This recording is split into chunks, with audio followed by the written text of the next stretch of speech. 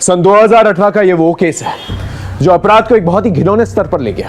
एक police officer होने के नाते हम कई केसेस से रूबरू होते हैं, अपराधी पीड़ित दोनों से मिलते हैं, लेकिन ये केस हमारी पुलिस फाइल्स का एक ऐसा केस है जो बहुत ही संगीन और बहुत ही सेंसिटिव है। एक ऐसा अपराध जो हम में से किसी के साथ भी हो सकता है, किसी के भी शांत जीवन में तूफान खड़ा कर सकता है, हंसते खेलते परिवारों को बर्बाद कर सकता है।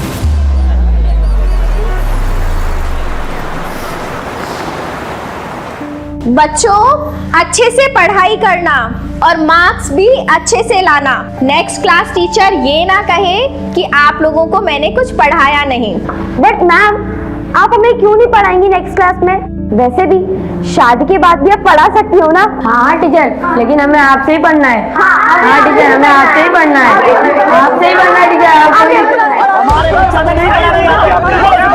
प्रिंसिपल मैडम अभी स्कूल में नहीं है, आप लोग उन्हें आने तो दीजिए। प्रिंसिपल को इतना ही पता होता तो ऐसे घटिया लोगों को काम पे नहीं रखते। बुलाओ उसे बाहर। तुम उसे बाहर बुलाओगे या हम अंदर जाएं? बच्चों, आप ये नोट डाउन करो, मैं अभी आती हूँ। Okay miss. ये हमें कुछ नहीं सुना। बुलाओ उसे बाहर। हमें नहीं बुलाया। हमारे बच्चा ने नहीं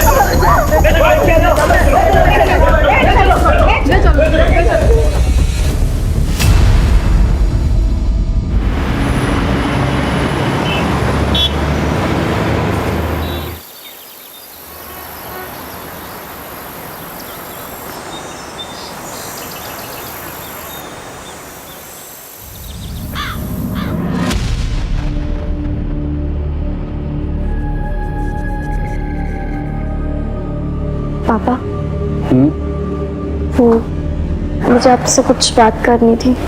बेटा Vineet, I am getting late for work. अरे, आपने तो ठीक से नाश्ता भी नहीं किया अभी। नाश्ता नहीं करूंगा मैं, जूस पी लिया मैंने। चलो बेटा, कुछ तो खा लेते। बाद में बात करते हैं, ठीक है? बाय।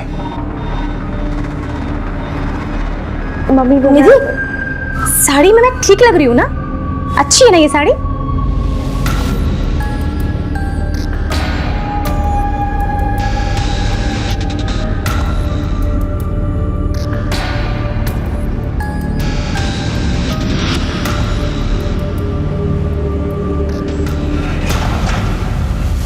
Natural numbers 1 2 3 4।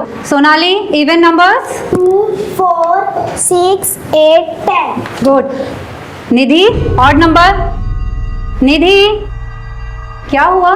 सब ठीक है? एक्चुअली मुझे फीवर जैसा लग रहा है, मैं घर जाना चाहती हूँ। चलो ऑफिस में मैं तुम्हारे पेरेंट्स को इन्फॉर्म कर देती हूँ। मैं अकेली चली जाऊंगी, मेरा घर पास ही में। Are you sure? चलो बच्चों, अब ये सब राइट डाउन करो अपनी अपनी नोटबुक में। मैं अभी चेक करूंगी सबका।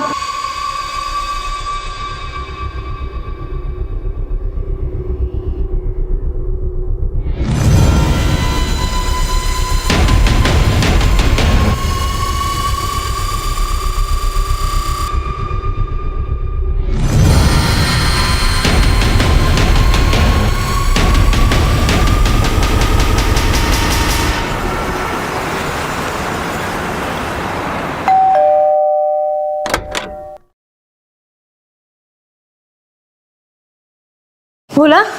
जी मैडम जी। निधि कहाँ है? मैडम जी, निधि बेबी तो अभी तक स्कूल से आई नहीं। क्या? आई नहीं अभी तक? मैडम, निधि अभी तक घर नहीं आई। आप प्लीज बता सकती हैं कि कब निकली थी यहाँ से? निधि तो टाइम पर निकल गई थी यहाँ से। Thank you.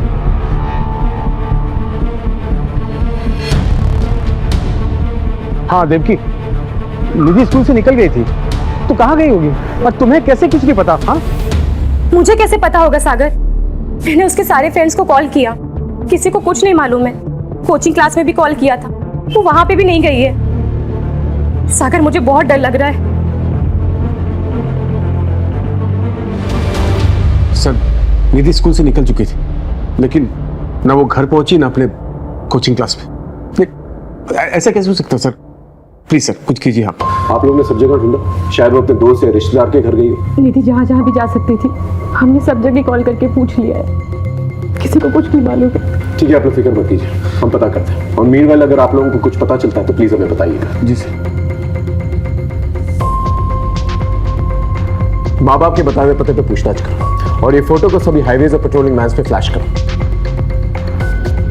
सर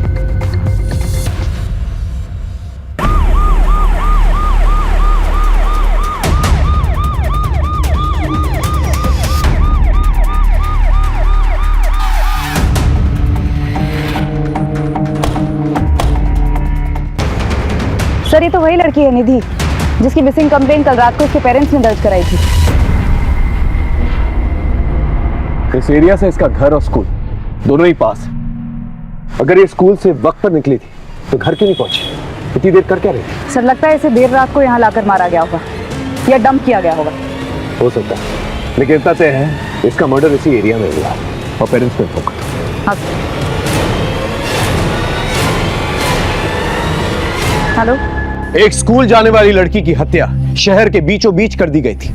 मामला बहुत ही नाजुक था। हमने बिना वक्त गवाए निधि और उसके परिवार से जुड़े सभी लोगों की जिंदगियों को टटोलना शुरू किया। यहां मैं एक बात बताना चाहूंगा आपको, केस जैसे शुरू हुआ था वैसा बिल्कुल भी नहीं था। इस केस में कई छोटे छोटे चक्रव्यूह थे जो हमारे पीठ पीछे एक बड़े भूकंप का माहौल इख्तियार कर रहे थे।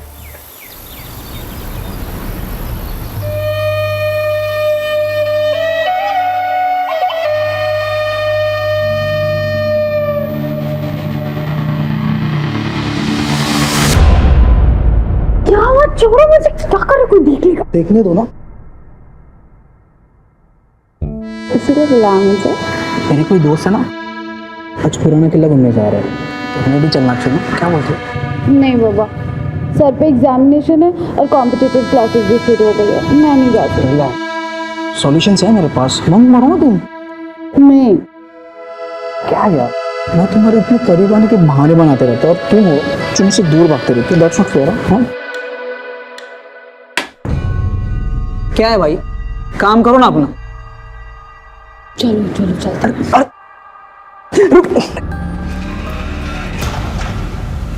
मनीषा, हमें सबसे पहले गवर्नमेंट से परमिशन लेनी होगी क्योंकि इस केस में आला दर्जे के गवर्नमेंट ऑफिसर्स इन्वॉल्व हैं। मैं सारी लीगल फॉर्मेलिटीज पूरी कर दूंगी सर। और एक बात का ध्यान रखना, अपने भरोसेमंद लोगों के अलावा किसी के साथ ये इंफॉर्मेशन शेयर नहीं करना। भरोसा रखिए सर।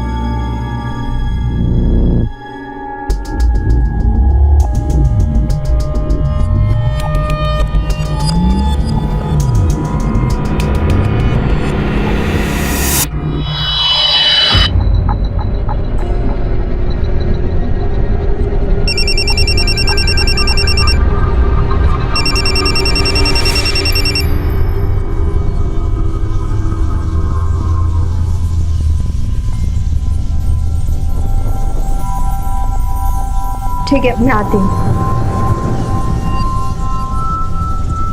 सुनो, आज का प्लान ड्रॉप करना होगा, इमरजेंसी है, मुझे अर्जेंटली निकलना होगा। Bye.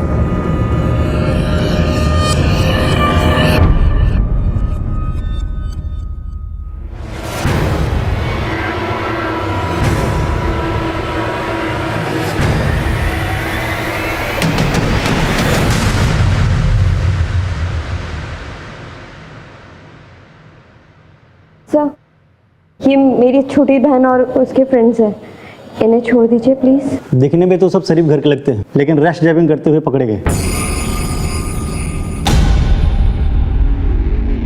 I am so sorry sir, जो भी फाइन है वो मैं पे कर देती हूँ। ठीक है, 5 मिनट रुके, मैं साहब से सिग्नेचर लेके आता हूँ।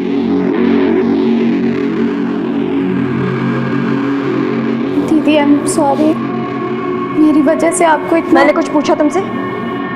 ये सब करने जाती हो तुम कॉलेज?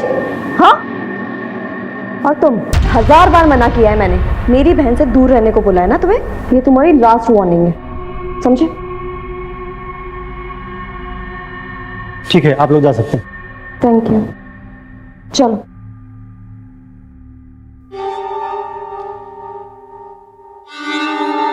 दुर्गेश, वो डॉक्टर कह रही थी कि ये समय बहुत अच्छा है माँ बनने के लिए। इतनी जल्दी क्या है? जल्दी मुझे नहीं, तुम्हारे पेरेंट्स को है। आखिर प्रॉब्लम क्या है? तुम मेरे सवालों के जवाब नहीं देते, लेकिन मुझे लोगों के सवालों के जवाब देने पड़ते हैं। हाँ तो दो, जिसे जो कहना है वो कहो, पर मुझे परेशान मत करो। अगर तुमने शादी माँ बनने के लिए की है ना, तो किसी और से शादी कर लेती तो अच्छा होता।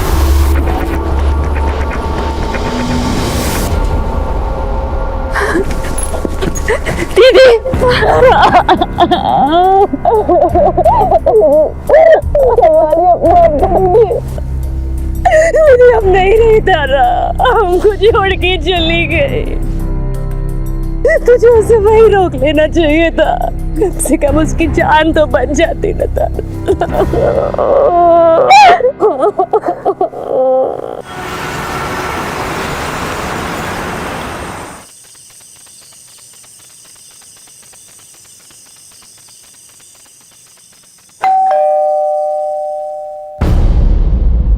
कहाँ रह गई थी? वो मैंने इसे बुला लिया था डिनर पर, तो बस इसीलिए लेट हो गए। चलो अब अंदर।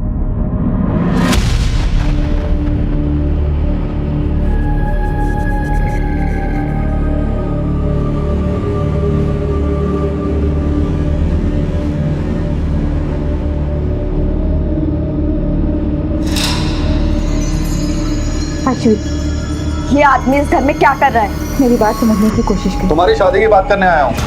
शादी? मुझे नहीं करनी कोई शादी वादी। और आप कौन होते हो हमारे घर के मामले में बोलने वाले? आपको कोई हक नहीं है। क्यों हक नहीं है? बाप हूं मैं तुम्हारा। लोग तरह तरह की बातें कर रहे हैं कि तुम्हारी बेटी रात रात भर घर से बाहर रहती है, शादी नहीं कर रही है। अरे बेइज्जती होती है मेरी। आपने बाप वाला ऐसा कौन सा फर्ज निभा लिया जो बेइज्जती होती है आपकी? बस कीजिए प्लीज। दीदी चुप हो जाओ। पापा प्लीज जाने दीजिए। अब तू भी उसकी साइड ले रही है। तुझे बिना ये बिगाड़ के रखेगी अपनी तरह। सुन ली अपनी लाडली की बातें? ये सब तुम्हारे लाड प्यार का नतीजा है। देख लेना एक दिन नाक कटवा के रहेगी। पापा चलो आप यहाँ से।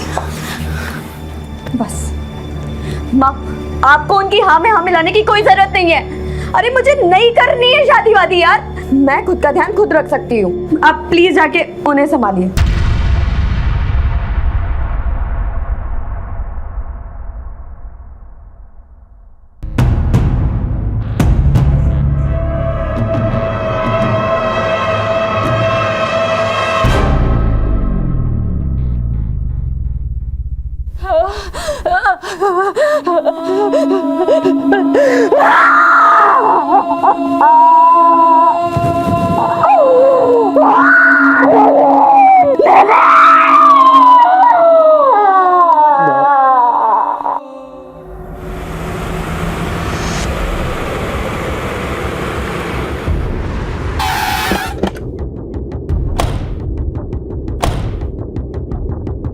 इन दिनों आपने किसी को निधि का पीछा करते या फिर उस पर नजर रखते हुए देखा था?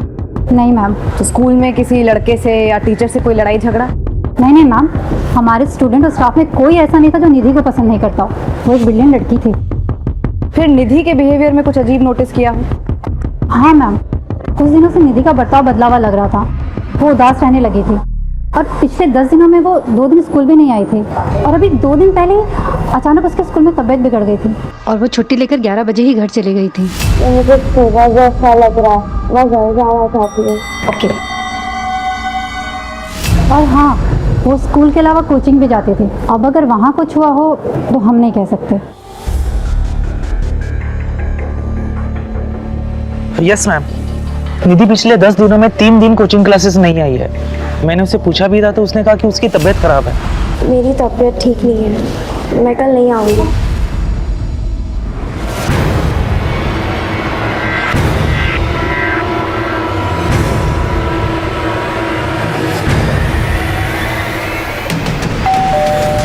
पिछले 10 दिनों में निधि स्कूल से 2 दिन और कोचिंग क्लास से 3 दिन एब्सेंट रही। उसकी तबीयत ठीक नहीं थी। निधि एब्सेंट थी? ऐसा कैसे हो सकता है सर? वो तो डेली जाती थी और तबीयत भी ठीक थी उसकी।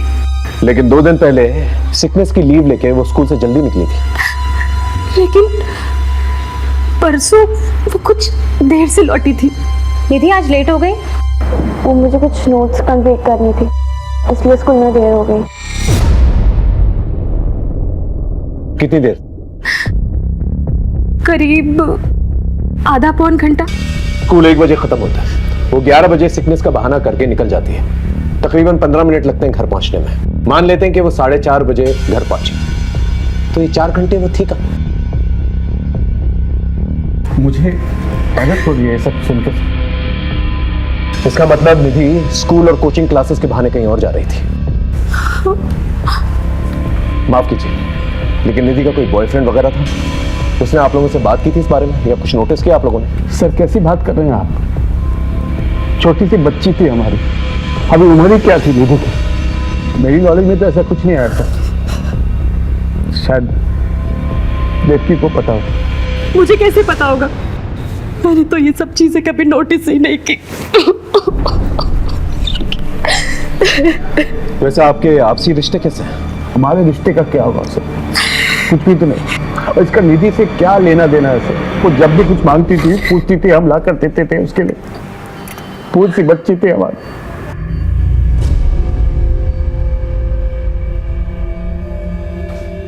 खैर, जरा सोच कर बताइए, आपका कोई दुश्मन जो निधि को मार सकता?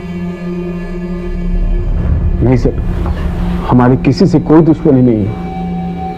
मैं तो अपने बिजनेस पर फोकस करता हूँ। पता नहीं हमारी बच्ची को किसने मार दिया।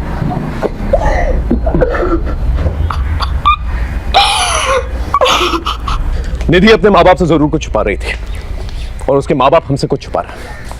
इनके आपसी रिश्तों के बारे में पता करो, पड़ोसियों से पूछताछ करो। बहुत सारी बातें जो हैं घर वालों से पहले मोहल्ले वालों को पता चल जाती है।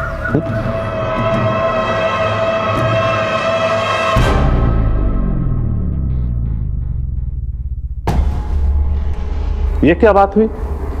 आपका बेटा चित्रा से कह रहा है कि दूसरी शादी कर ले, और आप चित्रा से बच्चे की उम्मीद लगाए बैठे हैं।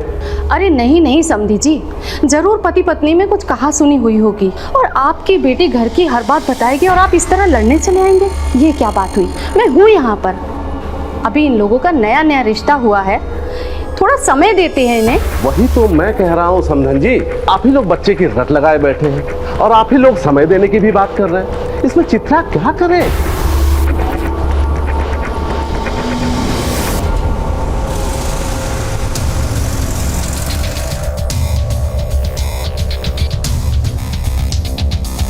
निधि बड़ी प्यारी बच्ची थी।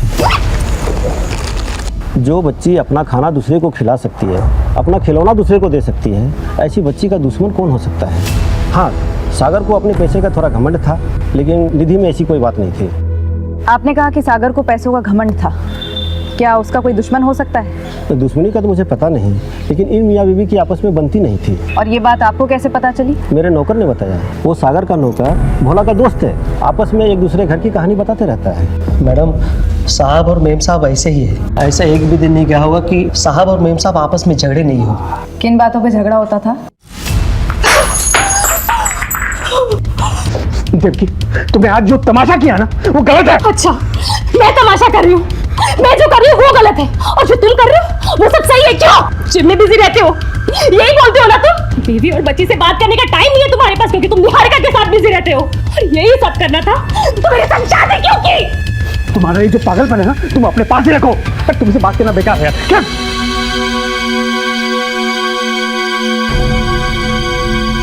बेटा तुम अपने कमरे में जाओ। मैडम, किसी दूसरी औरत के कारण झगड़े होते थे। बाद में झगड़ा इतना बढ़ गया था कि साहब और मेम साहब अलग अलग सो रहे थे।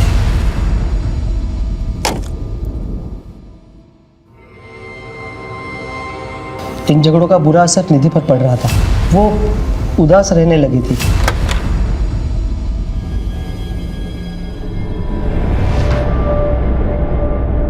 निधि आज लेट हो गई? वो मुझे कुछ नोट्स कंप्लीट करनी थी, इसलिए स्कूल में देर हो गई। भोला। जी मैम साहब। निधि के लिए खाना गर्म कर दो। जी।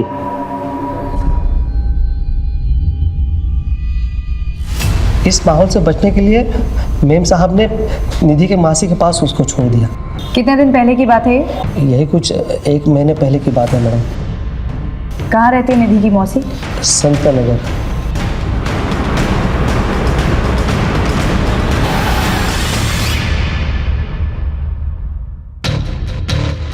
क्या यही है दीप्ति की बहन का घर? सर पता तो यही बताया। प्रिया बेटा तुम अंदर जाओ। जी सर, 15 दिन से निधि यहीं पर थी। प्रिया से उसकी बहुत अच्छी बनती थी, बहुत अच्छे से रहती थी वो यहाँ। पर फिर दीदी का फोन आया और उन्होंने कहा कि वो निधि को लेकर जाएंगे। पर निधि तो यहाँ से जाना ही नहीं चाहती थी।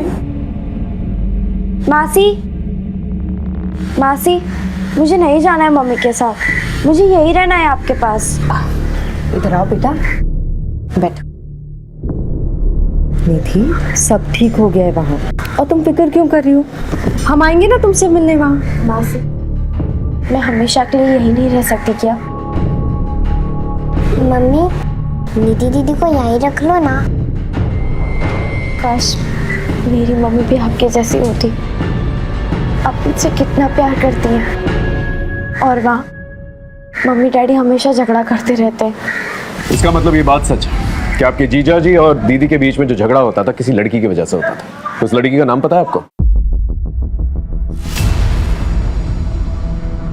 उनके ऑफिस में एक लड़की है, उनकी असिस्टेंट निहारिका।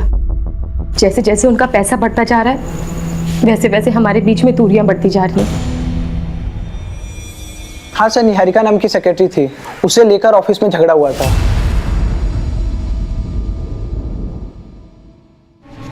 तू ही है वो नागिन जो मेरे बसे बसाए घर में जहर फूंक रही है। मैम आप ये क्या कह रही हैं? बताओ मैं क्या कर रही हूँ, बताओ तुझे मैं क्या कर रही हूँ। मुझसे बात करो दीप्ति, क्या तमाशा लगा रखा है तुमने? क्या पर मेरा ऑफिस है ये। इसीलिए बिजी रहते हो ना तुम, इसीलिए घर देरी से आते हो, थक जाते हो तुम। आज तुम्हें ये फैसला लेना होगा, या तो तुम्हारी जिंदगी में चुड़ैल रहेगी या मैं और निधि। और इस सवाल का जवाब सोच कर घर लौटना, समझे तुम? अफैर था या नहीं वो तो मुझे नहीं पता सर, लेकिन उसकी बड़ी बेइज्जती हुई। उस दिन के बाद से निहारिका ने ऑफिस आना भी बंद कर दिया। ठीक से करो। मैडम हॉस्पिटल से फ़ोन आया, निधि की पोस्टमार्टम रिपोर्ट आ गई है।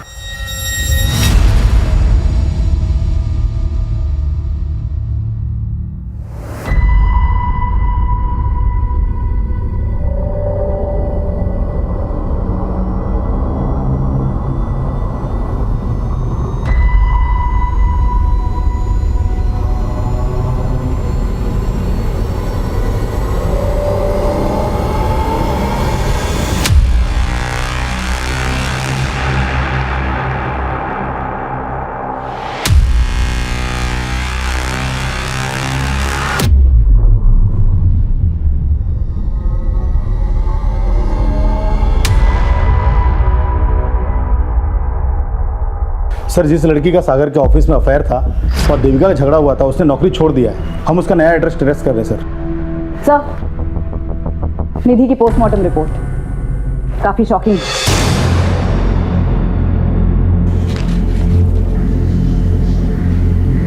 ये तो बहुत ही शॉकिंग है। एक नाबालिग लड़की के साथ गैंग रेप किया गया है, 6 लोगों के सीने में। ये केस सिर्फ मर्डर का केस नहीं है, सेक्सुअल एक्सप्लॉयटेशन का भी केस है।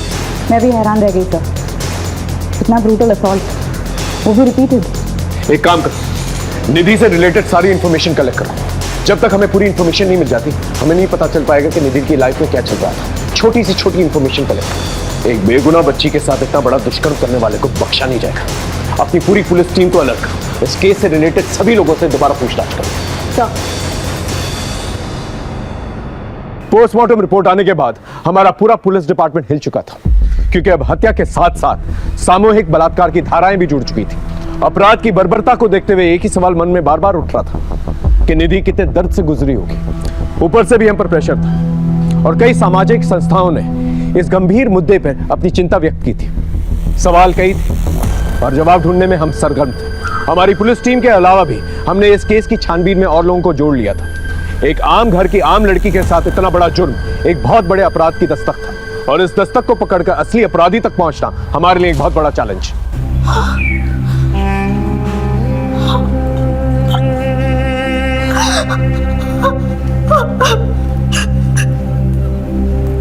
मेरी फूल जैसी बच्ची के साथ कौन ऐसा कर सकता है सर? इसी सवाल का तो जवाब नहीं है आप लोगों के पास। वो स्कूल के बाद कहां जाती थी ये नहीं मालूम आप लोगों को, कोचिंग क्लासेस के बाद कहां जाती थी ये तक नहीं मालूम आप लोगों को। देख लिया आपने, इतना बड़ा अपराध हुआ है उसके साथ। और हैरत की बात यह है, ये उसके साथ पहले भी होता है।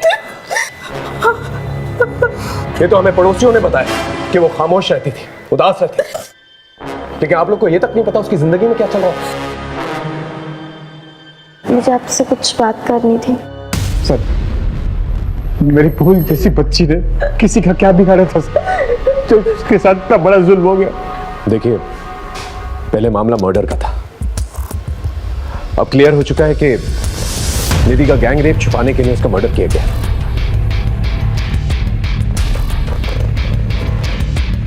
मैं आप लोगों से एक वादा जरूर करता हूं कि मुजरिम को हम जल्द से जल्द पकड़ के लेकर आएंगे।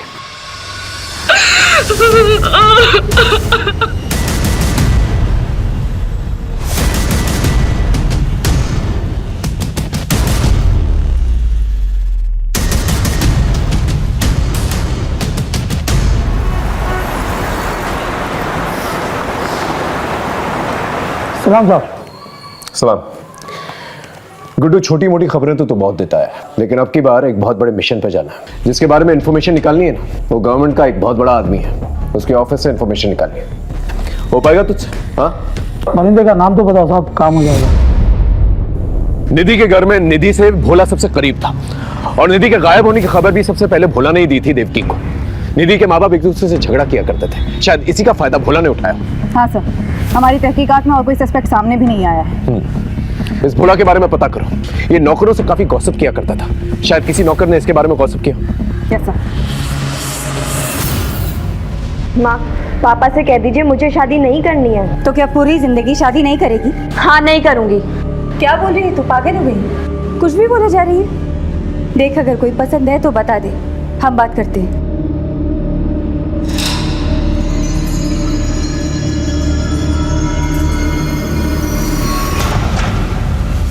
अब इसे क्या हुआ है? क्या देख। सुहाना, क्या हुआ है तुझे? हम लोगों को लड़ता देख करके तू रोए, ये तो पॉसिबल नहीं है। तो बता, क्या हुआ? आयुष से झगड़ा हुआ? फिर से उसने तुझे कुछ कहा है? बोल ना। कुछ नहीं दीदी, वो मेरी तबीयत ठीक नहीं है और सर में भी थोड़ा दर्द हो रहा है। तू सच कह रही है ना? हाँ दीदी, तुम्हारी कसम।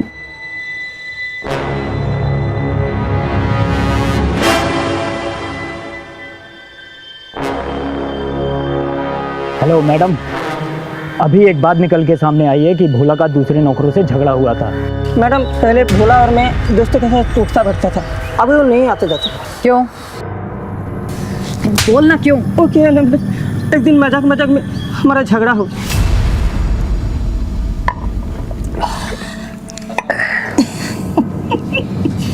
क्या रे भोला, तेरा साहब का अभी भी चक्कर चल रहा है क्या?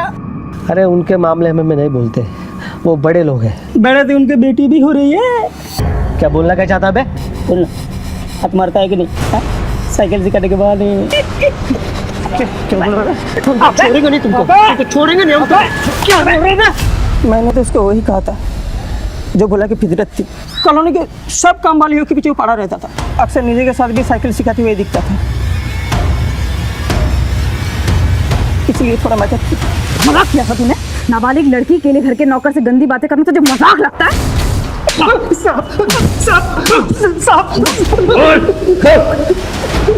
हमने कुछ नहीं किया साहब, निधि तो हमारे बहन जैसी है साहब, वो लोग झूठ बोल रहे हैं साहब। निधि के साथ जो हुआ वो हमने नहीं किया साहब। अगर ऐसे होता तो मेम साहब को सब कुछ बता देती साहब। बता देती, इसलिए तूने उसे हमेशा के लिए खामोश कर दिया? नहीं साहब, हमने कुछ नहीं किया साहब, हमने कुछ नहीं किया। मोहल्ले की काम वालियों के पीछे क्यों पड़ा रहता था? साहब, हम किसी के पीछे नहीं पड़ते साहब, हम तो उनकी मदद कर रहे थे साहब, उनको काम काज दिलाने में साहब। मदद कर रहा था?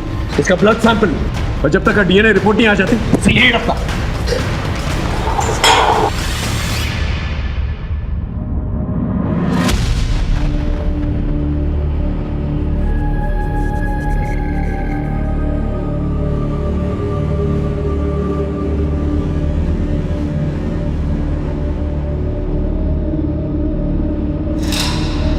मैम, मैम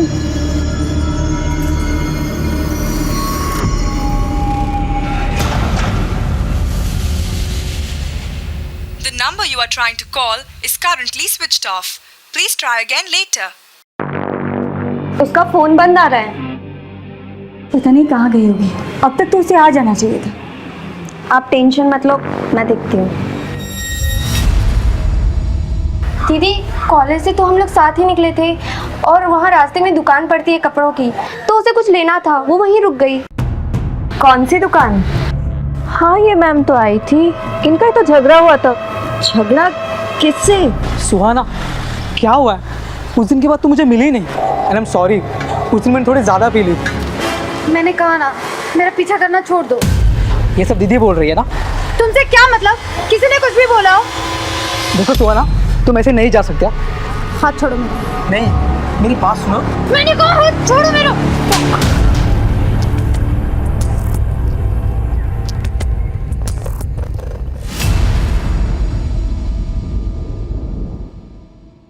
सर, ये मेरी छोटी बहन है सुहाना। सर 18 साल की है, कॉलेज से घर ही नहीं लौटी। हम लोगों ने हर जगह ढूंढा पर कोई इन्फॉर्मेशन नहीं मिल रही है। और सर इसका फ़ोन भी बंद आ रहा है। आपको किसी पर शक है या किसी लड़के से कोई अफेयर? जी सर, आयुष सुहाना का बॉयफ्रेंड था। इन दोनों का ब्रेकअप हो गया था, पर अभी रिसेंटली मुझे पता चला है कि इन दोनों में झगड़ा हुआ था। सुहाना का बॉयफ्रेंड था? ये बात मुझे पहले क्यों नहीं बताई? आप कौन है? सर मैं सुहाना और इसका पिता हूँ, लेकिन इन लोगों के साथ रहता नहीं हूँ सर। क्यों? दरअसल हमारी आपस में बनते नहीं है सर। तो सुजाता, ये सब सिखा रही हो अपनी लड़कियों को? अच्छा, जो आपको सिखाना चाहिए था वो तो आपने कभी सिखाया नहीं हमें। ये क्या लगा रखा है तुम लोगों ने? और ये आयुष कहाँ रहता है? चल बता, सुहाना कहाँ है? सर मुझे नहीं पता सुहाना कहाँ है। अभी 2 दिन पहले हमारा ब्रेकअप हो गया था। और ब्रेकअप के बाद गायब कर दिया उसे। बोल कहाँ है वो? अश्विति झूठ बोल रही है मुझे फंसाने के लिए। वो तो पहले से मुझ पे चिढ़ती थी और उस दिन के बाद कुछ ज़्यादा ही। ये सब करने जाती हो तुम कॉलेज? हाँ, और तुम 1000 बार मना किया है मैंने। मेरी बहन से दूर रहने को बोला है ना तुम्हें। ये तुम्हारी लास्ट वार्निंग है। उस दिन गलती हो गई मुझसे, लेकिन अश्विति के कहने पर सुहाना ने मिलने से भी मना कर दिया था। बॉयफ्रेंड था ना तो उसका, पता कहाँ गई वो? मुझे कैसे पता चलेगा सर?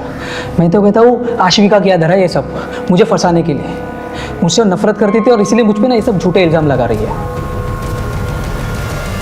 सुहाना की डिटेल्स निकालो, सारे इलाके में पूछताछ करो, शायद कुछ पता चले। Okay sir. रमन अवस्थी साहब से मिलना था। अवस्थी साहब ऐसे नहीं मिलते किसी से, उनसे मिलने के लिए अपॉइंटमेंट लेनी पड़ती है। कैसे मिलेगी अपॉइंटमेंट? 1 मिनट।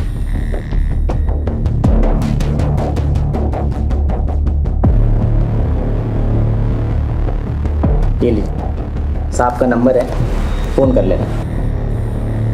Thank you.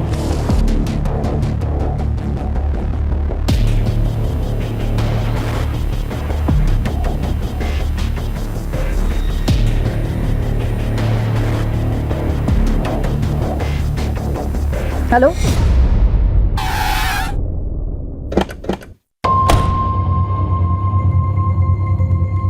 हमने निधि से पूछा था लेकिन उसने कभी बताया नहीं। नहीं मैडम, उसके आगे पीछे किसी को नहीं देखा। मैडम, इतना बड़ा हादसा हुआ है हमारे स्कूल की लड़की के साथ। हमने भी एक स्टूडेंट और टीचर से बातचीत की है, परंतु किसी को कुछ पता नहीं।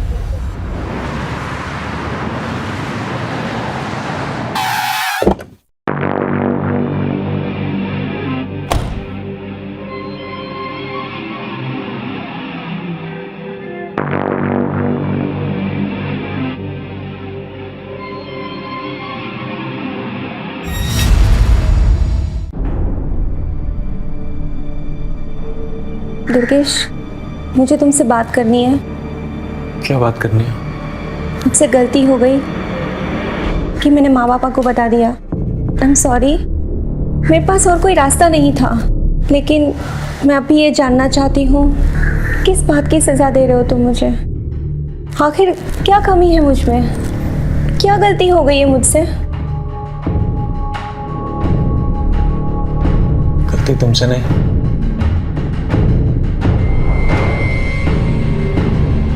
मुझसे हुई। कैसी गलती? खबर क्या है वो बता। तो 1 साल पुरानी बात है। मैं निधि की स्कूल में एक टीचर थी नीता, उसके नाम था बवाल।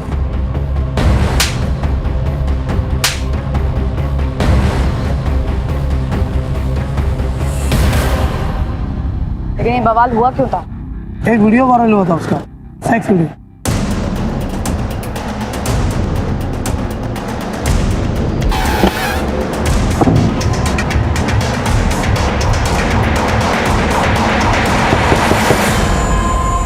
मीता कहाँ है? उसे बुलाइए, हम उसे कुछ जानना चाहते हैं। मीता ने तो आत्महत्या कर ली। अच्छा हुआ जो उसने खुद ही जान दे दी, वरना मैं अपने हाथों से मार देता उसे। उस लड़की ने नाक कटवा दी थी मेरी। कितनी बेइज्जती हुई हमारी। गुप्ता जी, हाय हाय, गुप्ता जी, हाय हाय, गुप्ता जी, हाय हाय, ले चलो इसे। गुप्ता साहब, हाय हाय, गुप्ता साहब, ये देखिए, देखिए अपनी बेटी की करतूत। ये गुल खिला रही है आपकी बेटी, ये हमारी बेटियों को पढ़ाएंगी और उन्हें अपने जैसा बनाएंगी।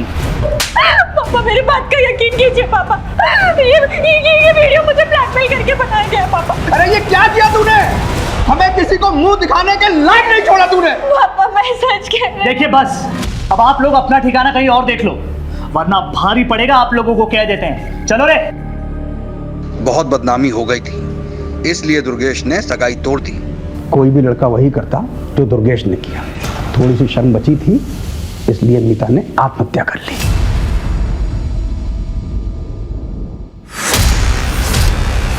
आपने कभी इस बात पर ध्यान नहीं दिया कि हो सकता है मीता सही कह रही थी? सही या गलत से क्या फायदा मैडम? मेरी इज्जत तो चली गई ना मैडम। अब वापस उन बातों को कुरेद करके हमें क्या मिलेगा? निधि और उसकी टीचर मीता दोनों का ही सेक्सुअल असॉल्ट हुआ था और दोनों का ही एक ही स्कूल से कनेक्शन भी था। इसलिए हमने मीता के केस के इन्वेस्टिगेशन ऑफिसर से मुलाकात की। सर ये वीडियो वायरल हुआ था उस लड़की का, जिसके वायरल होने के बाद मीता पर मॉब ने अटैक किया और उसके बाद उसने सुसाइड कर लिया। हम अपनी इन्वेस्टिगेशन तो कर ही रहे थे सर, पर आगे इस केस में कुछ क्लू नहीं मिला। इस वीडियो में जो लड़का है, इसकी पहचान हुई है? नहीं सर। मीता के मंगेतर का एड्रेस है?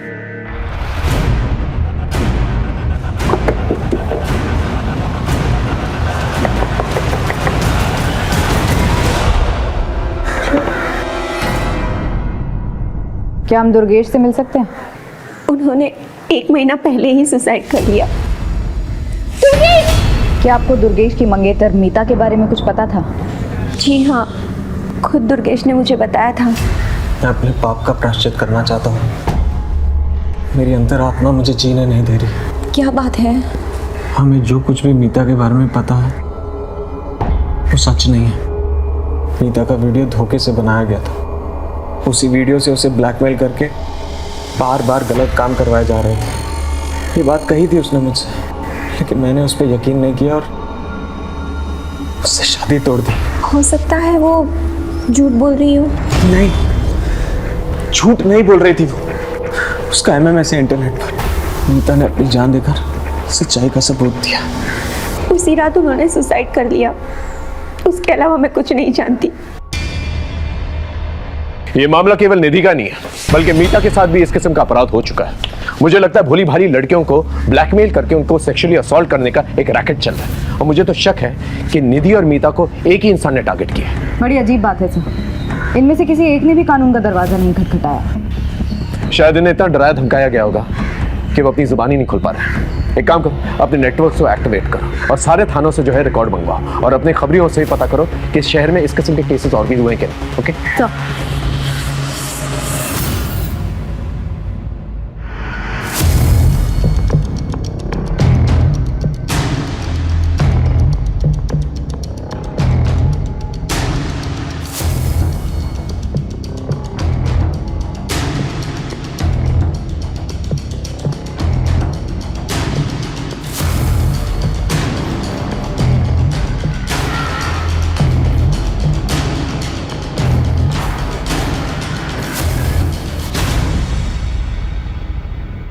यही शॉप है, इसका लाइसेंस 2004 में लिया गया था। ये शॉप किस एरिया में? कपड़ा बाजार, सेंट्रल दिल्ली। ये तो काफी भीड़ भाड़ वाला एरिया है, हजारों लोग आते जाते हैं वहां पर। हमें काफी सावधानी से इस जगह पर काम करना होगा। मैडम ये गारमेंट शॉप के रजिस्ट्रेशन पेपर्स सारे डॉक्यूमेंट सही है। यूँ तो मालिकाना हक किसी मालती शर्मा के नाम पे है, लेकिन पूरी देखरेख रमन अवस्थी करता है, जो कि एक सरकारी कर्मचारी है। हमारा ये केस केवल निधि की हत्या का केस नहीं था, बल्कि मीता और भी कई लड़कियों से जुड़ा हुआ था। जैसे जैसे हम केस में आगे बढ़ रहे थे, हमें इस बात का खुला आभास हो रहा था कि इस केस के कई सिरे हैं जो अभी तक हमारे हाथ में आने बाकी हैं। लेकिन हर एक केस में साजिश की बू आ रही थी और एक बड़े अपराध की तरफ इशारा कर रही थी। हमने एक एक पुलिस स्टेशन में आईवी मिसिंग कंप्लेंट्स को टटोलना शुरू किया और उनसे रिलेटेड सारी इंफॉर्मेशन जमा करनी शुरू की, क्योंकि अब तक यह साफ हो चुका था कि हमारा पाला एक बहुत ही शातिर और गंदी जहनियत के मुजरिम से था। सर मैंने वहाँ फ़ोन किया था, लेकिन वहाँ से कुछ पता नहीं चला। ठीक है, ट्राई करता रहो। Okay sir. हाँ, पिछले 6 महीने में 6 लड़कियों की मिसिंग कंप्लेंट दर्ज की गई है, लेकिन बाद में फिर सभी ने वापस ले ली। अंदर की बात है कि इन सभी के साथ सेक्सुअल असॉल्ट हुआ था। घर की इज्जत खो जाने के डर से फैमिलीज ने कंप्लेंट वापस ले ली, लेकिन एक लड़की है जिसकी मिसिंग कंप्लेंट अभी भी दर्ज है, सुहाना शर्मा। ये अभी तक मिली नहीं है। किस थाने की रिपोर्ट है? अलीपुर।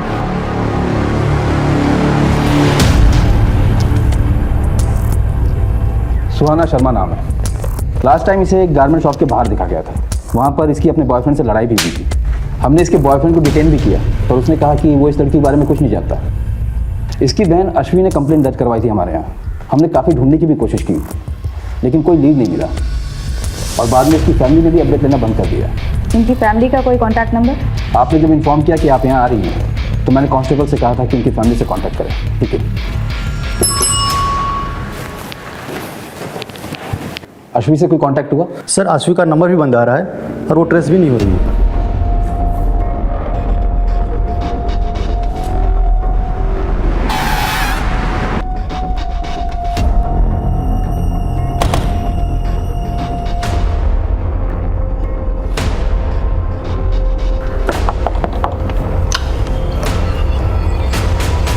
क्या हम अश्वी से मिल सकते हैं?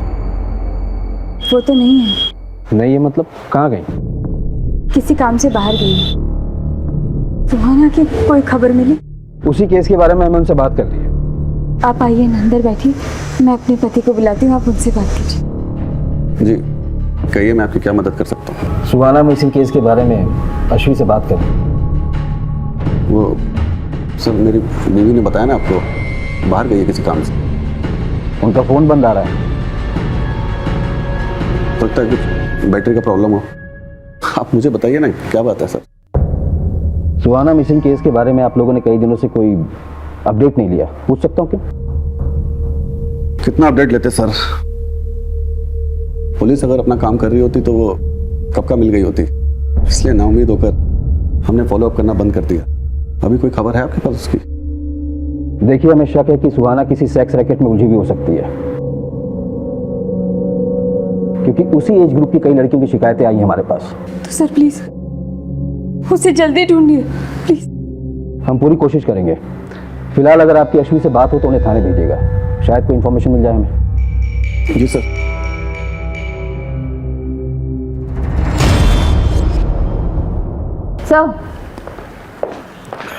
अश्वी का नंबर पिछले 15 दिनों से बंद आ रहा है और उसके पड़ोसियों ने भी उसे देखा नहीं, लेकिन एक नंबर है कॉल रिकॉर्ड्स में जो बार बार फीचर होता है, जिससे अश्वी लगातार टच में थी। अश्वी और चारू के कार्ड से एक ही होटल के बिल भी भरे गए हैं। मैंने चारू को बुला लिया है पूछताछ के लिए। हम दोनों दोस्त हैं सर। दोस्त? कॉल रिकॉर्ड्स में दोस्ती साफ नजर आ रही है तुम्हारी। क्या चल रहा था तुम्हारे और अश्वी के बीच में? कहाँ है अश्वी और सुहाना? मैं नहीं जानती सर, मैं तो अश्वी को खुद ढूंढ रही हूँ। तुम क्यों ढूंढ रही हो अश्वी को? हाँ देखो, जो कुछ भी सच है ना बता दो। बोलो। सर मैं आपसे झूठ नहीं बोलूँगी, वो मैं और अश्वी रिलेशनशिप में हैं सर। हम दोनों लेस्बियन हैं सर। अश्वी क्या हुआ? मुझे अर्जेंटली निकलना होगा अभी। आई कॉल यू ना। बाय बाय, ध्यान से जाना। सर हम बाहर कहीं नहीं मिल सकते थे, इसलिए हम चुपचाप होटल में मिलने लगे और अश्वी की फैमिली का उस पर प्रेशर था। वो उसकी शादी कराना चाहते थे और वो शादी नहीं करना चाहती थी। फिर सुहाना गायब हो गई और अचानक से कुछ दिन बाद अश्वी भी गायब हो गई सर। लेकिन अश्वी के फादर तो कह रहे थे ऑफिस के काम से वो बाहर गई। नहीं सर, वो कहीं बाहर नहीं गई है, मैं खुद उसके ऑफिस में काम करती हूँ सर। इसका मतलब अश्वी के फादर ने हमसे झूठ कहा। थाने बुलाओ सर।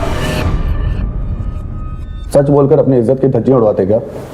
एक तो पहले ही सुहाना के गायब होने के गम से हम लोग उभरे नहीं थे कि अचानक अश्वी की सच्चाई सामने आ गई। कैसी सच्चाई? अश्वी कहाँ से आ रही? सर मेरी पत्नी मर चुकी है, इसलिए मैं कभी कभी कॉल गर्ल्स को बुला लिया करता था। और एक दिन मेरे दोस्त अभय की बेटी आसवी आ गई। और सर, एक सच्चे दोस्त के नाते ये बात मैंने अभय को बता दी सर। जान से मार दूंगा तुझे, झूठ बोलता है। यकीन नहीं होता ना, इस नंबर पे बात कर ले। सर, इस बात को लेकर के मेरा और आशवी का झगड़ा भी हुआ था। बेशरम, ऐसा घिनौना काम करने से पहले मर क्यों नहीं गई तू? सर, उस दिन के बाद से वो घर नहीं लौटी और आती भी कितनी से।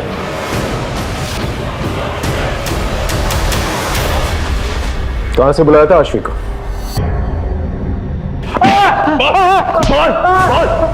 सच बोल। बताता साहब, इस तरह का एक ही नहीं 50 धंधे चल रहे हैं। मैं तो सिर्फ दलाल हूँ, असली धंधा तो वहां से ऑपरेट हो रहा है। मुझे पीट के कुछ नहीं मिलेगा। सच बोल। हमारी इन्वेस्टिगेशन में हमें वहां पर कुछ भी नहीं मिला। सच बोल। ऐसे कुछ नहीं मिलेगा। वहां जाकर बोलिए दामोदर ने भेजा है, अनारकली चाहिए।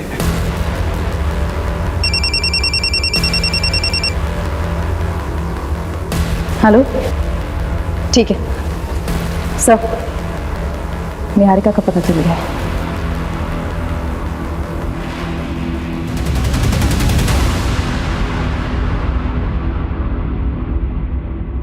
सर मेरा यकीन मानिए, निधि की मौत से मेरा कोई लेना देना नहीं है। फिर भागी क्यों थी? सर उस दिन देवकी मैम के तमाशे के बाद मुझ में हिम्मत नहीं रही कि मैं अपने कलीग से नजरें मिला पाऊँ, इसलिए मैं वहाँ से निकल गई थी सर।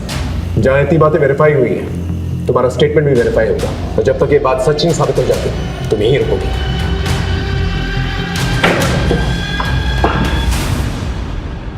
सर, साइबर सेल की मदद से हमने मीता के वीडियो के सोर्स को रिवर्स में ट्रैक किया। जो वेबसाइट सामने आई है उसका सर्वर फॉरेन में है। इसी वेबसाइट पर और भी लड़कियों की वीडियोस अपलोड हैं जिसकी इन्वेस्टिगेशन हमने की। आशवी और निधि के वीडियोस भी इन वीडियोस में शामिल हैं।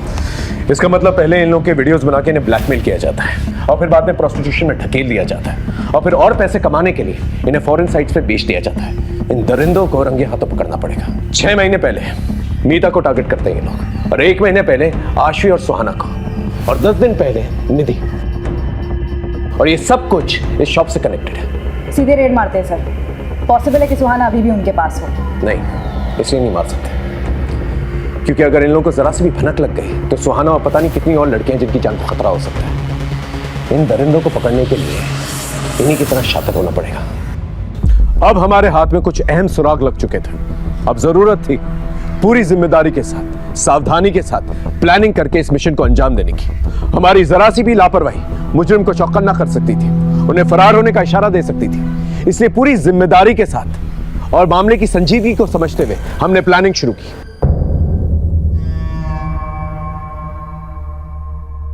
माल चाहिए, दामोदर ने भेजा है।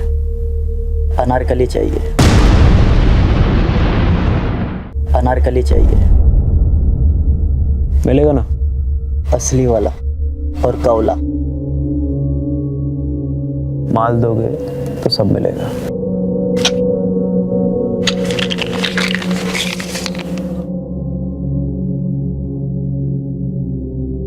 आओ मेरे साथ।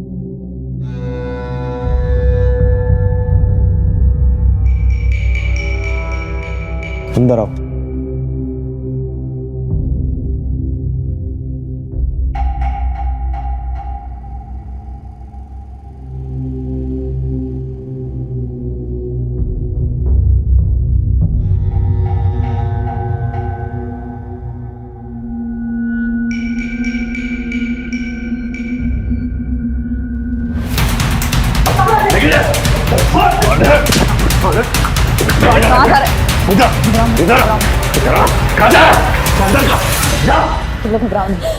इन बच्चियों को एनजीओ लेके जाओ। चल चल जाओ। घबराओ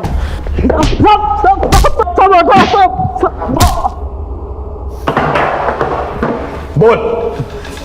मीता, सुहाना, आशवी, सब बाकी लड़कियों को मैंने धंधे को उतारा। किसी की मजबूर बहू बेटियों को बेचकर उनसे पैसे कमाकर उसे धंधे का नाम देता। गवर्नमेंट ऑफिसर होकर ऐसी नीच हरकतें करते हुए शर्म नहीं आई तुझे? हाँ, अब सच सच बता, कौन कौन इन्वॉल्व है तेरे साथ इस धंधे में? बोल। सब मैं ही हूँ, अकेला। साहब मैंने दिखावे के लिए गारमेंट शॉप खोल के रखी है और वहीं से हम लोग अपना शिकार तलाश करते हैं। और ट्रायल रूम किधर है? बता दो। उस तरफ।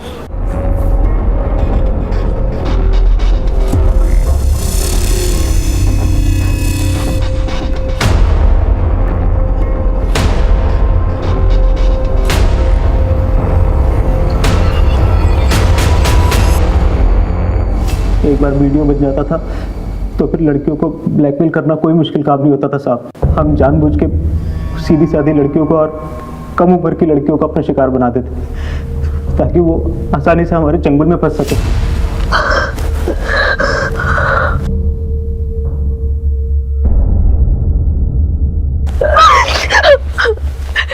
प्लीज प्लीज प्लीज मेरा वीडियो वायरल मत करना, मेरी शादी होने वाली है। तुम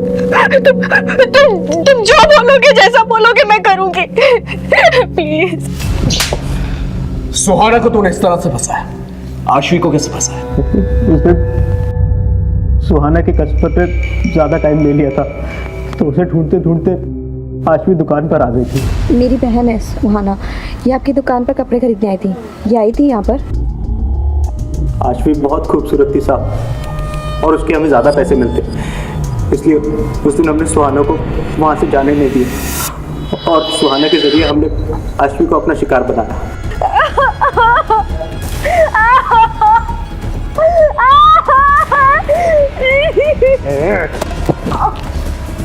ध्यान से देख अपनी बहन को, अभी तो सिर्फ इसे नोच रहे हैं। अगर तूने मेरी बात नहीं मानी ना तो इसकी बोटियों को चील कौओं को खिला दूंगा। अगर तू चाहती है ना तेरी बहन जिंदा और सलामत रहे और इज्जत से रहे तो जो बोलूंगा वो करना पड़ेगा। बोल हाँ बोल।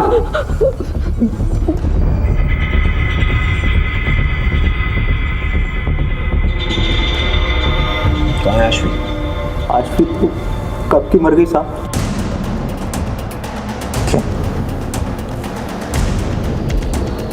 तूने उसका मर्डर किया? नहीं साहब, मैंने उसे नहीं मारा, उसे तो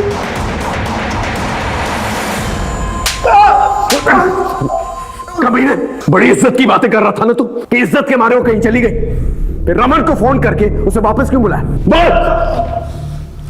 यकीन नहीं होता ना, ले इस नंबर पे बात करके देख ले। तो ये है तेरी जॉब?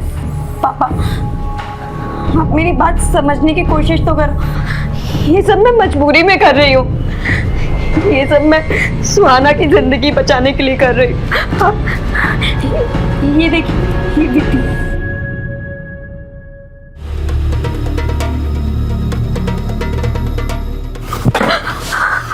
मुझे पहले ही पता था, खुद तो बर्बाद हो गई और उसे भी इस नर्क में झोंक दिया तूने। इसकी जिम्मेदार भी आप है। अपनी गलतियां भी मुझ पर डालेगी? आज ये किस्सा मैं खत्म करके ही रहूंगा। इसका मतलब आशवी ने सच कहा था, वो सुहाना को बचाना चाहती थी लेकिन तूने उसे मार डाला। बाप का हक तो जताना चाहता था लेकिन फर्ज नहीं निभा पाया। उसने एक बार तुझसे भरोसे की उम्मीद की थी, अगर तूने उस पर भरोसा कर लिया होता तो आज वो जिंदा होता।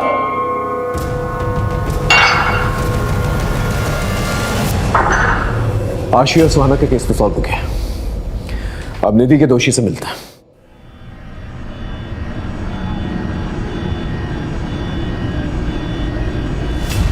आशीष सुहाना उम्मीदा को तूने नहीं मारा, फिर उस मासूम बच्ची की क्या गलती थी? निधि, उसे क्यों मारा? निधि किसी के लिए खतरा बन गई थी, इसलिए उसे मारना पड़ा।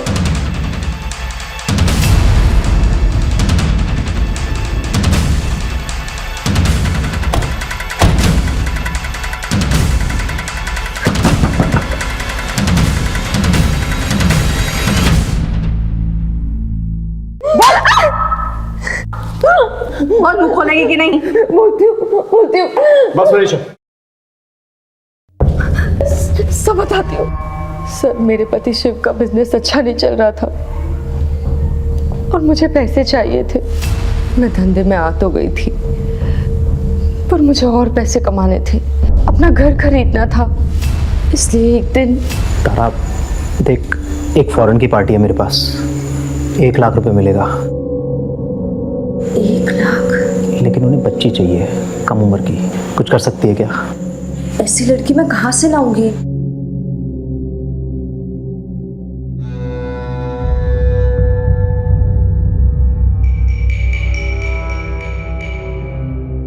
रमन, तेरी हिम्मत कैसे हुई मेरी बेटी को आंख उठा के देखने की? कब दोबारा देखना तो आंखें नोच लूंगी, मैं बता रही हूँ। देख ले तारा, तेरी फायदे के लिए कह रहा हूँ, 1 लाख रुपए कम नहीं होते हैं। घर खरीदना है ना तुझे? और फिर एक दिन निधि,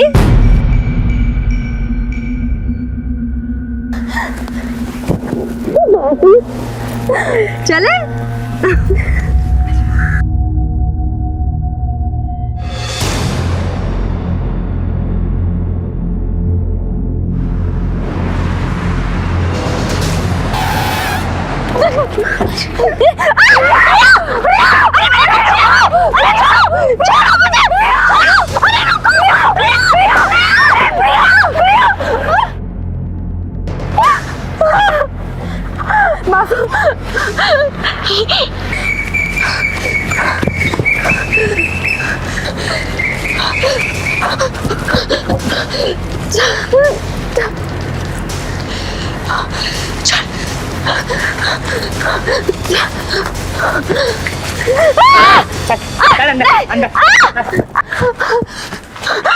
मेरी बेटी को छोड़ दो, मेरी बेटी को छोड़ दो। तुझे भले ही पैसे से प्यार ना हो, लेकिन मुझे तो है। मैं तो वसूल करके रहूंगा। मैं दे दूंगी। बच्चे को लेकर आओ। प्रिया, प्रिया, प्रिया। कितने पैसे देगा इस लड़की के बता? मुझे तो ये नहीं, मुझे तो ये चाहिए। वो चाहिए? नहीं, लेकर दीदी, नहीं, चल, चल, चल, चल,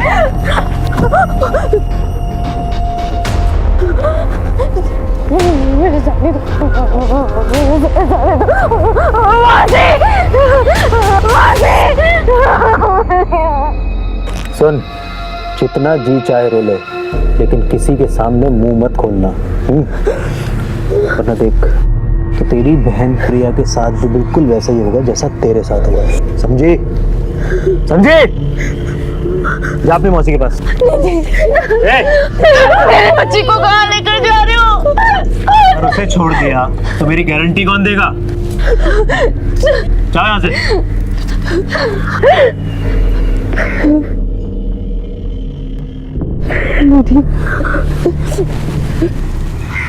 निधि, आज जो कुछ भी हुआ है वो किसी को मत बताना, वरना वो लोग प्रिया को मार देंगे।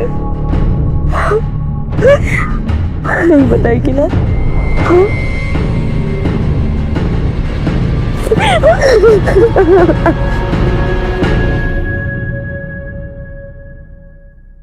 कुछ दिन तो निधि चुप रही, लेकिन एक दिन बोल पड़ी। तारा मासी, मैं थक गई हूँ, मुझे कुछ अच्छा नहीं लगता। मम्मी पापा मेरी बात नहीं सुनते। मैं बोला को सब कुछ बता दूंगी, वो हमारी मदद करेगा, मुझे भरोसा है उस।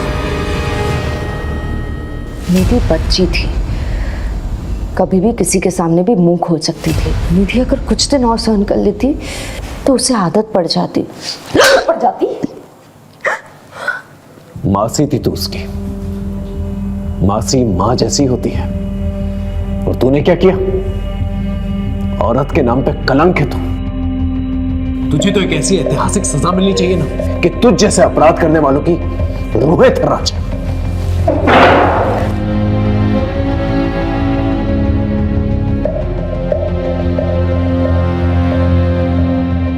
जो संगीन जुर्म इस औरत ने किया है, अगर कानून में फांसी से बढ़कर भी कोई सजा होती तो मैं उसकी मांग करता जज साहिबा। ये औरत जात के नाम पर एक कलंक है, फांसी की सजा भी इस औरत के लिए कम होगी। निधि शर्मा के बलात्कार और फिर हत्या में तारा शर्मा ने जो भूमिका निभाई है, निधि ने अपनी माँ से भी ज्यादा प्यार अपनी मासी से किया था, भरोसा किया था, और उसी मासी ने अपनी लालच के लिए उस मासूम को मौत के मुंह में धकेल दिया। लिहाजा तमाम सबूतों और गवाहों को मद्देनजर रखते हुए ये अदालत आरोपी तारा शर्मा को 20 साल की कैद बामुशक्कत की सजा सुनाती है। इस गिरोह के सरगना रमन अवस्थी और अन्य आरोपियों को भी सजा सुनाई जाती है। जिस तरह तारा का ये अपराध जुर्म की किताब का एक स्याह पन्ना है, उसी तरह तारा को दी जाने वाली ये ऐतिहासिक सजा दूसरे अपराधियों के लिए एक रोशन मिसाल बनेगी। तारा ने निधि का भरोसा जीता और उसे अपना शिकार बनाया। आश्वी पर अभय ने भरोसा नहीं किया और उसे मौत के घाट उतार दिया। फिर मीता के पिता और उसके मंगेतर दुर्गेश ने भी उस पर भरोसा नहीं किया, उसे अपनी जान देनी पड़ी। निधि के बदले हुए बर्ताव में छिपी हुई दस्तक सबने महसूस की, लेकिन अपनी दुनिया में मगन उसके माँ बाप ये दस्तक सुन नहीं पाए। इस केस को ऐतिहासिक केस इसलिए भी कहा जा सकता है क्योंकि ना ही सिर्फ इस केस में महिला को दी गई सजा बड़ी थी, बल्कि हमने इस केस को चंद महीनों में सॉल्व कर लिया था। जज साहिबा ने केवल ऐतिहासिक सजा नहीं सुनाई थी, बल्कि ऐतिहासिक जागरूकता भी लाई थी। फिर मिलेंगे एक नए केस के साथ, तब तक देखते रहिए क्राइम पेट्रोल दस्तक, क्योंकि मकसद बताना नहीं, बचाना है। जय हिंद।